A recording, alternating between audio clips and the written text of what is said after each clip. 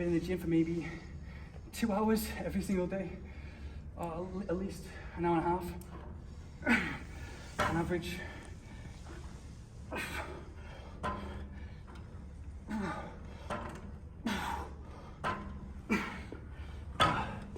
yeah, I'm feeling really depleted.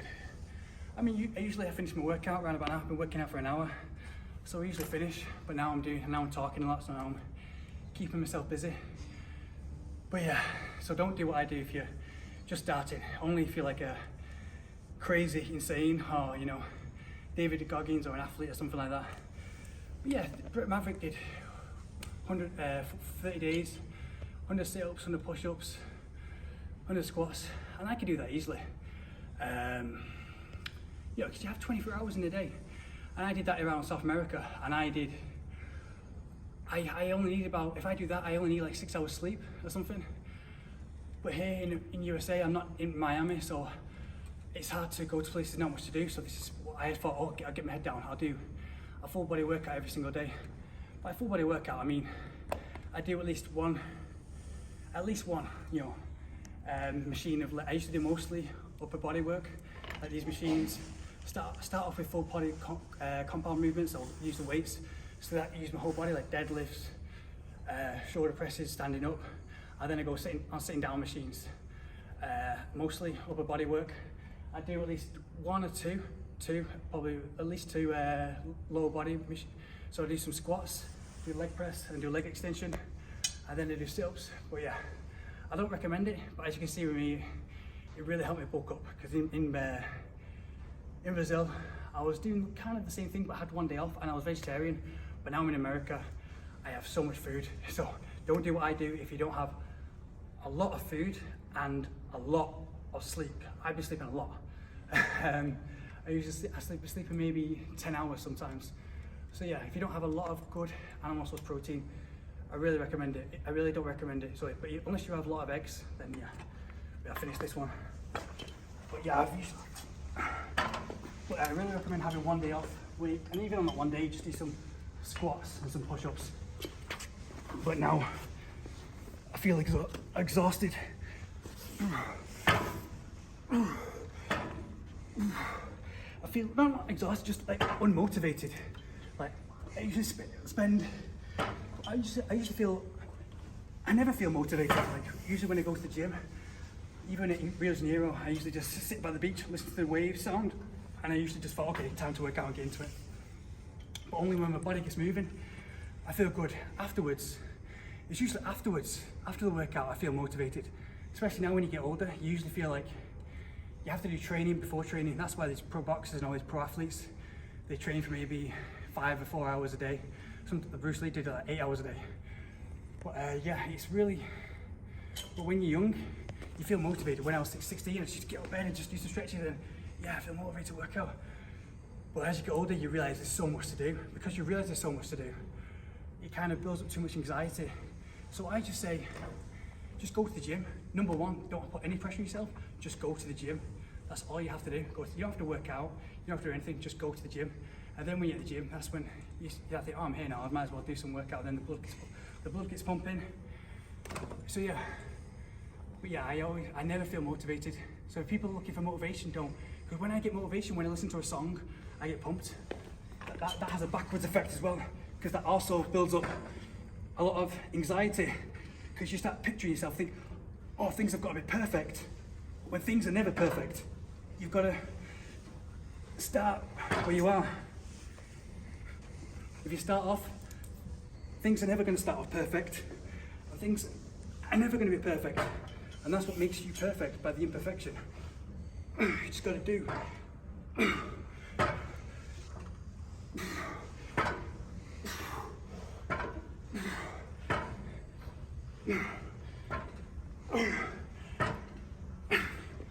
Yeah, I mean, I'm not, obviously, you can tell my machine, I'm not going as hard. I don't feel, I've been working out for an hour already, so I don't feel the strength. Usually at the start of the workout, if you saw me, I'd probably look a lot stronger, but now I'm just warming down.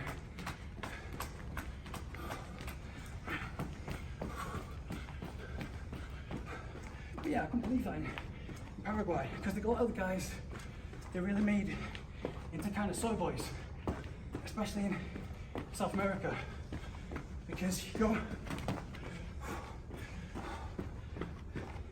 you go to Paraguay or Argentina, you see there's not many health food stores, and they're spoiled by women. I mean, all the girls are super duper nice, you know. All the girls are super duper nice, and a lot of them, because there is no structure there, like you can't just, there's hardly any jobs there for working people, and also because, you know, the economy is bad, especially in places of Paraguay. So if there isn't any jobs, the only person to look after you is your family. That's why a lot of people in South America, they live with their mother until the age of 14. Whereas me, in England, you're brought up in England, you turn 21 and that's it. You're kicked out. Everybody, my mother and my dad kicked me out when I was 21, and that's the best thing that ever happened to me. And yeah, it made me get a job, it made me I had to go to university. And yeah, and I went to work in Holland, and I traveled the world.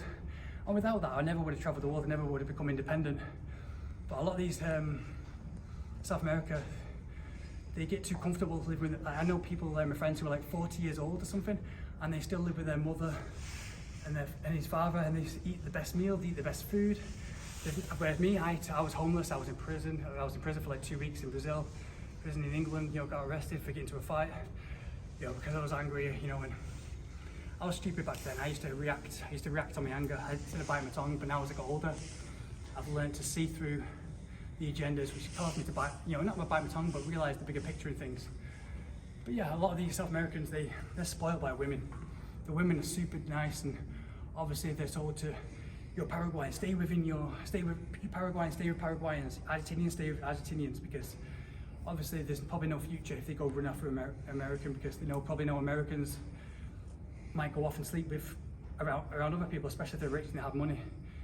So, and they're beautiful, they're naturally beautiful, they're feminine, and yeah, and it makes the guys very comfortable, you know. Once you're in comfort, you don't achieve much outside that limitation. I've seen girls, they blow my mind. I'm European, so every time I walk down Buenos Aires, every single 5 seconds you see a really beautiful, hot, sexy girl, and usually they're with boyfriends who are just skinny, and I mean, there's nothing wrong with being skinny, I'm not so skinny. But yeah, guys who just don't push themselves, they're just too comfortable, they live with their parents, and you know, they're just spoiled by women, they can never push themselves through limitations, and they're the kind of guy that will protect them. As soon as you go to South America, almost every single night in Paraguay, I approached a girl, and yeah, the girl was really into me, they give you the doll eyes and everything, but then some little Paraguayan guy would come up to me and go, oh no, you gringo, stay away, and they would literally physically push you away or guard you, because they're so paranoid. And they're so spoiled. If they tried anything to do anything like that in England or America, they could beat the crap out of you just from, you know, physically grabbing the girl and pulling her away. That happened all the time, especially in Paraguay. In Argentina, yes, sometimes as well. Brazil, yeah, I had a guy come up to me, I was speaking to a girl on the street, and some guy came up to me and said, gringo, no, physically did that. He was like this big, and he, obviously, probably because he knows that he doesn't have any options, because I'm British, so I worked hard, you know, from the ages of, as soon as my parents kicked me out, I had to work hard for my independence. I had to teach English in Saudi Arabia, teach English around the world. Now I teach English online. It took years for me to be able to become independent, to travel the world. I had to fight through limitations. I've been homeless, I've been in prison, and you have to go through those hard times. But a lot of South Americans, they're spoiled by women. You know, they're either their mothers or their girlfriends, and because they're beautiful, and you know, they're beautiful and actually feminine and too nice, and they don't have any options. But anyone could have worldly options. All they got to do is push themselves. If you're South American, you can have any options in the world. You just got to push yourself and not be so spoiled by women or anything. It's a double-edged sword. I'm not saying, you know, mostly Americans are spoiled. A lot of them are in LA and born to rich parents. I'm not. I'm from Manchester. I had to work hard. I started working off in a bakery, you know, and I had to afford everything. You know, my parents kicked me out when I was 21. I was homeless. Even when I was homeless, my dad had a spare room. But he thought, no, you got yourself into this position, you get yourself out of there. I was homeless in Manchester while a murder of the Manchester Canal Pusher. If you look up the Manchester Canal Pusher he was going around stabbing people and pushing them into the canal. But my parents, you know, they didn't help me. Yeah, they thought you get yourself into the position, you get yourself out of it, that kind of experience. But around South America, you know, I understand it because South America is probably a bit more dangerous, especially from the streets. And if you have money, they probably rob you or something. So yeah, but they're also kind of sport as well. So it's a double-edged sword. There's no. Okay, I've been talking way too much. Time to finish training ourselves.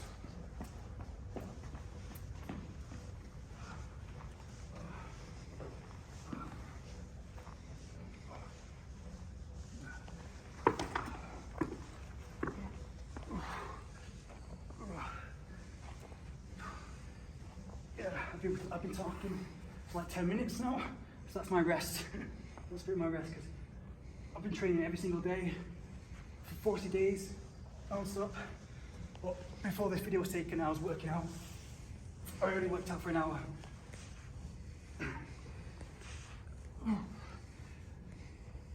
Yeah, it's always good to mix it up because I've been doing these sit-ups every day. These same sit-ups every day for 40 days. I don't really see the difference. Well, I do. Obviously, I've built a lot more muscle, but usually you might think, oh, you'd have really ripped abs all over. But no, you've got to mix it up. You've got to do different exercises. I felt I had the best six-pack of abs was when I mix it up at home. I do like 50 sit-ups and do like 50 leg raises. You know, different ab exercises, having 50 hanging leg raises, 50 sit-ups, you know, turns like this, like, because you've got to shock your body, you've got to, but if you just do normal sit-ups and then that's it like this, then you won't see much of a difference.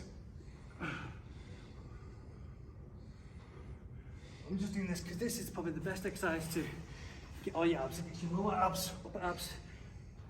But yeah, I don't know, I probably prefer at home to do sit-ups and then leg raises and then sit-up twists and then oblique sit-ups. I felt that's when I had the best core.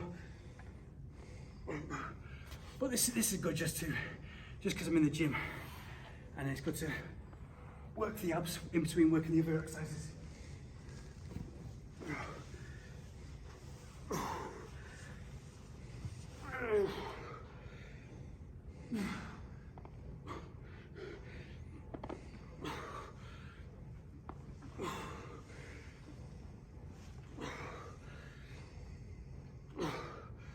And do some crunches.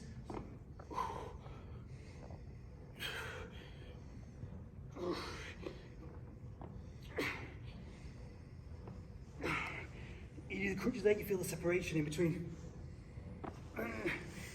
the abs. You really feel the burn when you do the crunches.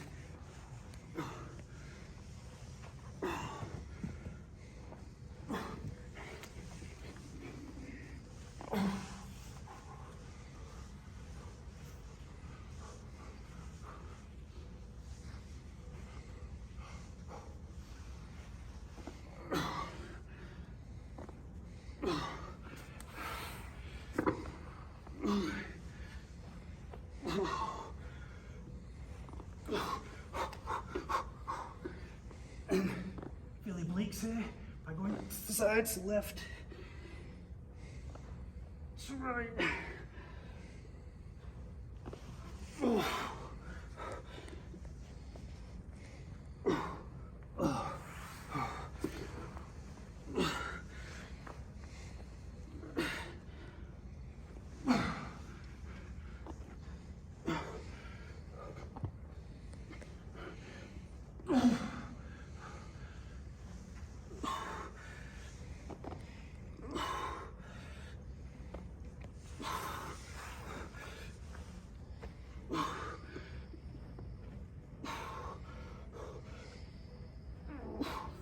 Yeah, I can't wait to have a day off. Even now I feel just so exhausted and unmotivated. So yeah, I don't recommend doing 40 days. But I've just been really bored and I didn't have much to do, so I had to do something. Oh.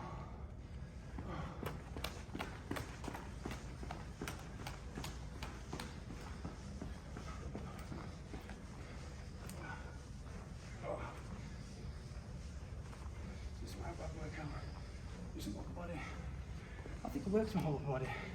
Yeah, I did military press, started off doing military press, then I did bicep curls. Oh, I could do these.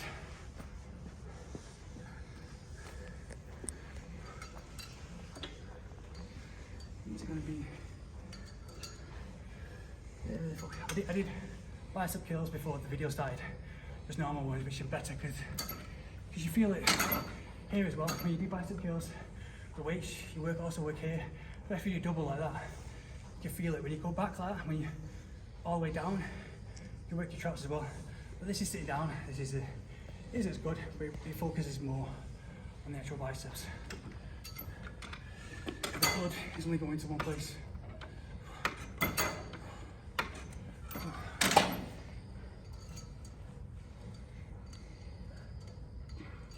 That's pretty easy. I'm really looking forward, having a big meal after this. Yesterday we had a lot of chicken, so I've been almost on the chicken and broccoli diet almost every day, but eating a lot of protein.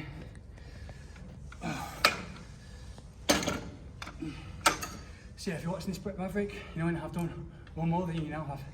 Because Brett Maverick did 100 push-ups, 100 sit-ups every day, and it's easy. Sometimes I get bored. I find push-ups boring because you do 20, like, oh, it's boring. So I mix it up. I do push-ups on my fingers, because then you go all the way down. You feel it all along the back as well. And sometimes it's a bit hard to do, so sometimes I go on my knees. And it's like you feel it all along the back, so you can do about 30 of those on the back. But yeah, so I beat Brett Maverick. I've done full body workout every single day. I love to say beat him because there's no such thing as beat, because everyone's different. Obviously, if I was self-vegetarian, I wouldn't be able to do this. So if I was, yeah, all depends on circumstance. No, but I love Brett Maverick. He's a great guy. But yeah, I was just messing around. But yeah, this is but obviously don't do what I do. What I'm doing is kind of, you do need at least one day off. Or sometimes on the day off you can just do like some easy push-ups or some squats. But I just can't have a day off where I'm just lying in bed. I have to do something. I have to go for a run, or I have to go for a long walk or something. Obviously, because I did kickboxing, swimming my whole entire life. When I was at the age of 3 years old, my mum threw me in the pool because I was born with asthma. And I was swimming from the age of 3 months old, and I was swimming champion for Manchester, from my age group, from high school, from the ages of 12 to 14. So I've always had this natural energy. I've always been like, from the age of being a teenager, yeah, I've always been like, from the age of 14, I've always had like, been really athletic.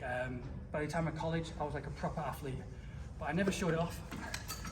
Everyone else on the school sports day was doing running and all these things. I just thought that was kind of pointless. I was doing kickboxing all the time. I was doing swimming or kickboxing. But it wasn't until the age of 19 that people actually realised, you know, when I started to go to university and I started to do kickboxing competitions for the university. Yeah, but it's like an athlete. It's like Tyson Fury said, he can't have a day where he just rests, where he just does nothing. I can't do that. But I can if I've got something to do, like maybe play some guitar or something, or if I'm around Rio de Janeiro, go for a hike. But I'm in Ocala now in Florida, and there's not much to do around here except for go for a bike ride. So I usually go for a bike ride, but even then, it's a really safe place. But in Rio de Janeiro, you feel stressed out just from going outside because there's dangers everywhere in Rio. So I felt I needed a day off because just the stress itself and the dangers of everybody. As soon as you go outside, people want to rob you, people scream at you, people chase you, and that probably causes a lot of stress and takes energy away.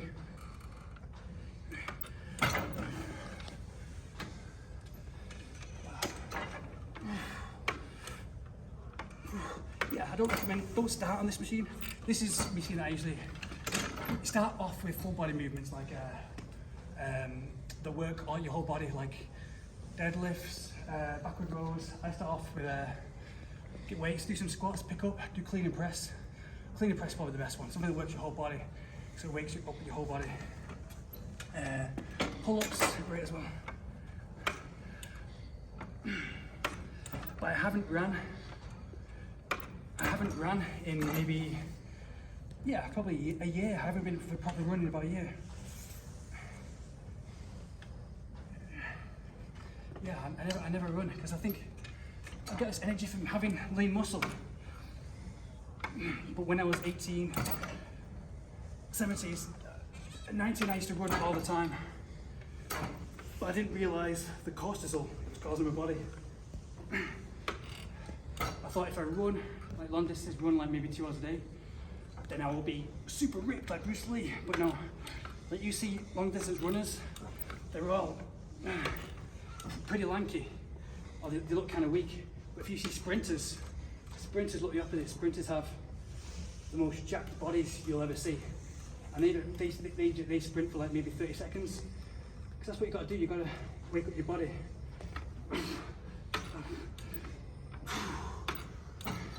You got to shock your body, do something that's going to cause you to breathe from your abdomen.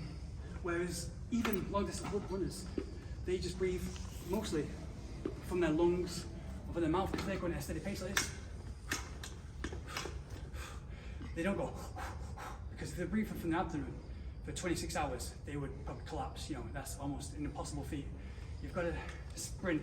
If you want a really jacked body, then the best exercise is, if you want to do cardio, swimming, skipping for short periods, or sprinting for short periods.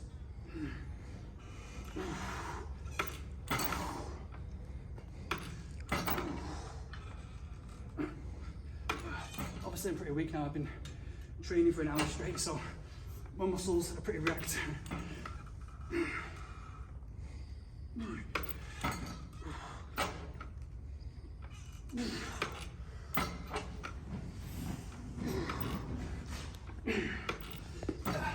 Usually, I did the backward rows, and that works your biceps as well. So yeah, I'm just doing it just because I finished my whole workout now, but I'm just talking now. So, but I don't recommend doing what I do unless you're a real pro athlete or you're training like maybe. But yeah, I used to train like a pro athlete when I was like 18. I could train all day, every day. As soon as I woke up, like in the morning, and all day. I used to go to sleep at night, and I used to have like a salad or something. But I was also sick. I wasn't eating good enough. I was stupid. I made myself sick. If I ate a lot, then if I knew I had the right animal protein, if I ate a lot more, I wouldn't have had the fainting or the nosebleeds. So be careful if you're doing this. Obviously, sleep a lot, at least 8 hours. 8 hours, 10 hours. 10 hours is good. Have a lot of protein. If you're vegetarian or vegan, then obviously it's going to be a bit more dangerous. But yeah, I don't recommend doing this. Always have at least 1 day off. Let's do a bit of Bruce Lee stretch. That's what Bruce Lee does this. Yeah, but I was obsessed with Bruce Lee, and I was silly. Well, not silly, I was naive.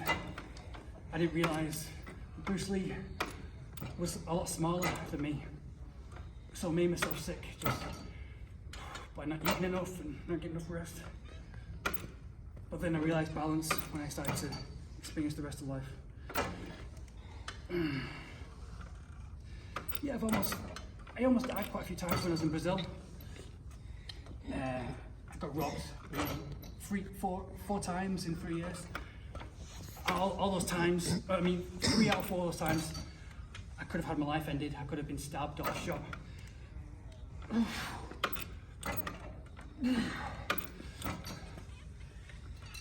Yeah, obviously now, as you see, usually when you start off and you have a lot of protein in your body, you see the veins in your arms, but you can't see it in my arms because I've been working out too much. Usually when I started off there, like 2 hours ago, I was, you saw my vascularity, because obviously I started off, but now I'm feeling really depleted. I need some protein. So yeah, that's why my veins are kind of like disappeared right now. But usually when I start off, I have a lot of protein before I work out. I've worked in a hot weather, hot environment. Then you see the vascularity, but my veins are kind of dead because I feel really depleted. So yeah, I wouldn't recommend anyone say this unless you're like a real obviously, if you, unless you're really good at doing this for a while though.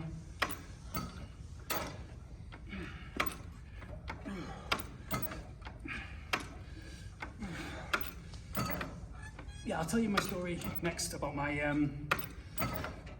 Mexican horror story about what happened to me in Mexico when I was working in Playa del Carmen 2016.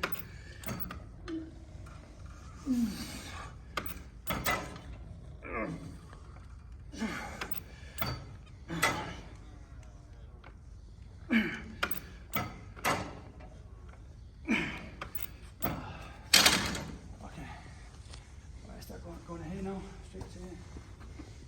No, I'll do that one. I'll do this one before that.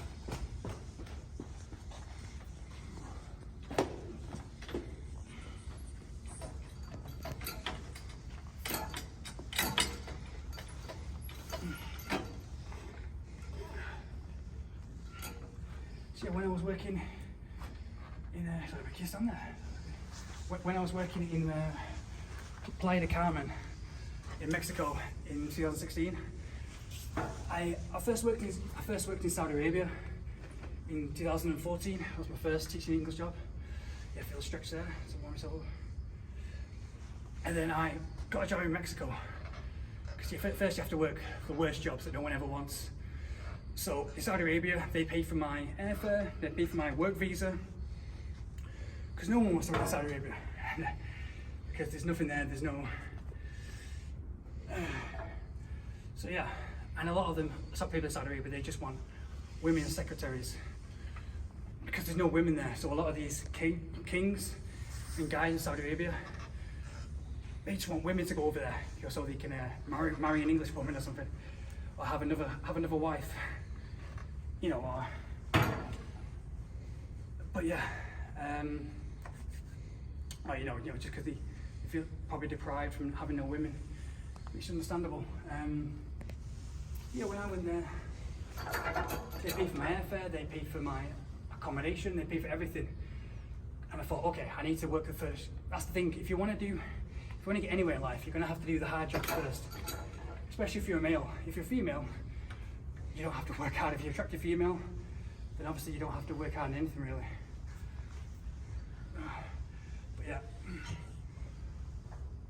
But yeah, I worked in Saudi Arabia first, then anyways, I worked in Playa del Carmen in 2016 after I worked the tough jobs. And I almost got killed there from a Mexican gang. I was working in this really, not next to the beach Playa del Carmen, the nice beach, was like a 3-hour walk away. I was staying in my school I was staying at, and my house that they give me accommodation was in kind of a gang territory. And I was with like 3 other English teachers, but they all quit like about a week before they all quit like a week before this happened. But I'm too headstrong. I was like, okay, I've got to see this through to the end. And I realised why they quit, because a lot of these jobs where it's too good to be true, they kind of take advantage of you. Because nobody wants to work there. Especially in these poor places, these gang kind of places. But yeah, I was working every single day. I would be working out, and I used to love working out in the sun. And I finished my day shift, and I used to go home, and I used to leave the door open in my place and work out with the door open, because that's the only way I can get sun. You know, for me being from England, you know, I'm dying for the sun all the time. And yeah, I'm really too headstrong. Other people, it was their first teaching English job, so they quit before me, but I'm too headstrong. I thought, okay, I've got to do this, get my head down, do it. So yeah, they all quit before me. And I was working out with these water bottles, because they didn't have a gym, you know, nearby. It's a really poor place, so you couldn't afford water, so they usually bring in these, you know, water bottles. Like you see everywhere, everyone's selling that water. The trucks go by the place where you're staying, where you're living, and you say agua, agua, agua, and little kids and parents run out from there. It's kind of like favela, you know, favela places like you see in Brazil, except for it's all flat. It's kind of like you see these houses here, but it's much, much smaller, and the walls were literally like made of cardboard, you know, really thin. And yeah, they shout agua, agua, or pound, pound, pound, selling pound. It's Onapane is Portuguese, yeah. But it's the agua, you know. Dinero, cinco dinero, or something like that. And as soon as they say agua, trucks go by and they all run out for agua. So agua is like a luxury, especially in the poor places like this. So yeah, we used to run out. I used to run out and get some agua. I had some water. It was two bottles. I thought, oh, we've got to weights. So I used to use those as weights, and I used to just, you know, use those as the gym. So I think I finished work around midday. So I went home after teaching English. You see these little brats, but no, they were really teaching English. Really kick up the bum, especially if they're really bratty. No one wanted to work at this school because it's known as I was the last English teacher there because everybody quit because it's a really poor kind of uncivilized place. You know, they have gun shootings probably every day there. So I was working out. I had the door open, and my house, like I said, the walls were like made out of cardboard. It's so delicate. And the door, you open the door and it's literally like that thin. You could literally punch through the door. Obviously I'm not Kyle, so. And yeah, so I used to have the door open, get a bit of sun, and I had my underwear on, and I was working out these water balls, doing military presses and all this kind of stuff. And obviously, like I said, places like Central or South America, they hate it when a white guy goes there and is, you know, looking after himself, or they, you know, think, oh, this white guy is going to come here and steal my girl or something. But I just wanted to work out. And every single day, for like a week, or for a few days, people used to pass me, or some girls, some guys used to pass me. I used to look in and they used to see me working out. But I was only doing I opened the door just probably this much just to get some sun, just so the sun was covering my body. And they used to poke the head in, and as soon as they poked the head in, I used to, you know, try and hide myself because obviously, I don't want them to start thinking, oh, this gringo is working out next door. Let's go get him. He's working out naked, you know. But obviously, I was half naked. And yeah, every now and then, some guys would pass, and they would look at me. They would look at me like give me a horrible look, like don't do this in our neighborhood. Which is understandable, you know. It's they don't want their kids or their girlfriends seeing anything like that. So I try to hide myself as much as I can. But the guys next door, the guys across the street, I think they noticed me by the 4th day, and I started to get really bad looks. So as soon as they passed me, I used to close my door straight away. But anyways, on my last day, I was walking home from Playa del Carmen, and I had to work the next day, and I didn't sleep the night before because going to Playa del Carmen was a long walk. So I really needed sleep. And I remember around 9 p.m, I heard the music was blasting really loud across the street, like da da da da da da da, like real Mexican kind of music, like way too loud. Like I could feel my bed shake because, like I said, like the house was like made out of cardboard. It was really a weak house, like. And they were playing that music, and I went out to the door, and I said, por favor, I only knew a bit of Spanish. I said, por favor, precisa dormir, necesito dormir, por favor. You know, turn the music down. I said it nicely, and I closed the door. Obviously they didn't. They turned it down a little bit, and then 5 minutes later, they blast the music for like an hour more. And I thought, I was really angry. If I go back in time, I probably wouldn't have reacted angry. I probably would just thought, screw it, I'll probably just leave. I'll probably just to go to work, not getting sleep. But I didn't have any coffee, I was literally cooking eggs on a candle. It was that kind of a poor environment. The manager said, oh, we can't afford gas, we don't have any gas. And that's when people quit, because if they can't afford gas, they can't cook. So the rest of the English teachers quit because they try and abuse you. You know, they make up lies about you, saying, oh, you're gonna have your own place, you're gonna have your own gas. Then when you get there, they say, oh no, we can't afford you, but now you're stuck here. But they probably begged their parents to get them back to England. But yeah, I was cooking eggs on a candle from a protein. But anyways, so they blasted music for like an extra hour. And I really need sleep.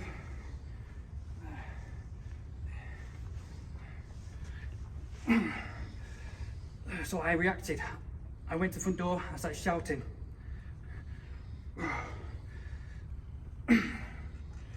But as soon as I started shouting, I was really angry. My British anger came over, like, fucking turn the music down, fucking turn the music down. Well, yeah, I'm trying to sleep because I haven't slept in 2 days, so I just reacted, which is stupid of me.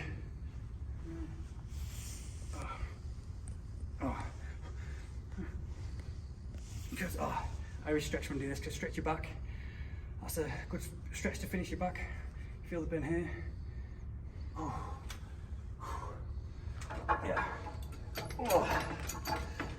So yeah, so now it's Christmas time, now I can relax. So yeah, I was stupid enough to do that, and as soon as I said, fucking turn the music down, fucking, I opened up the door, I was like half naked again, and they don't like that. Mexicans seeing a white guy half naked, and yeah, they were across the road drinking. I was like, turn the fucking music down, turn the music down, I'm trying to fucking sleep. Obviously, I wouldn't have reacted like that. If I go back in time, I wouldn't have reacted like that, because that cost me my life. Almost cost me my life. I could have easily ended up dead. If I wasn't intelligent enough, or if I was weak, or if I did something wrong, I could have easily ended up dead if I didn't have enough experience. But yeah, as soon as I said that, they looked at me. They just looked at me dead. Like they didn't, expression didn't change. They just looked at me like dead straight on. And I just looked at me and I thought, okay. And I thought that would change their minds. They're gonna. But as soon as I closed the door, I got a bad feeling about it. The door is like made out of paper. It's made out of, so it's really thin. So as soon as I closed it, they had a railing door, like a security door, like a railing in front of the door. If they didn't have that, I would be dead by now. They have a railing, so they have a plastic, really thin door, and on the outskirts they had a railing that locked the door, so people couldn't, if they broke down the door, they couldn't get through, because it's like a jail cell. You see the little bars in front. So yeah. So I locked, so I thought something bad might happen if they looked at me, they want to kill me. So I locked both doors, so I knew it'd be safe. So yeah, but as soon as I went back to bed, the music blasted even louder than it was before. But this time, as soon as I went to bed, I heard a huge loud bang, and I knew it was a shotgun blast. I knew it wasn't any other kind of gun. It wasn't like a pistol.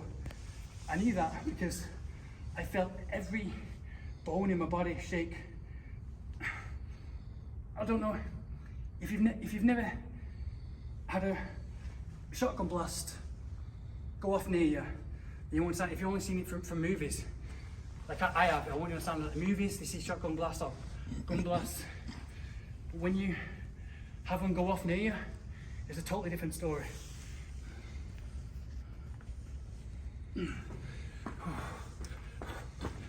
Yeah, and my whole body just froze because I knew the gang across the street had some guns, and they were firing shotguns. And as soon as after the shotgun blast, I heard a against my wall, and it was and they just started throwing bottles, broken glass was just going off. It was like it was raining broken bottles. Every split second, just bottles just against the wall of my house. And then every 5 minutes you hear another huge shotgun blast. And I didn't sleep for 2 days, and I haven't eaten for 2 days. You know me pushing myself to the limit, so every single time that shotgun blast went off, my whole body just was like this. I was really frail at the time, I didn't eat. Like I said, I was living off an egg a day, cooking it within candlelight. Yeah, so my whole body was just shocked, like my bone, every single bone in my body and my heart, every time that shotgun blast went off, my heart just, and every single bone in my body just kind of like vibrated. Like, so when you push something like that, it was like that. My bone was like that. Every time a shotgun blast went off, my bones were like that, and I could feel my heart just like. And obviously, it would have been much easier if I had something to eat or if I slept a lot. But yeah, anyways, that's the start of it. But I'll continue on with the story. Okay, cheers, man.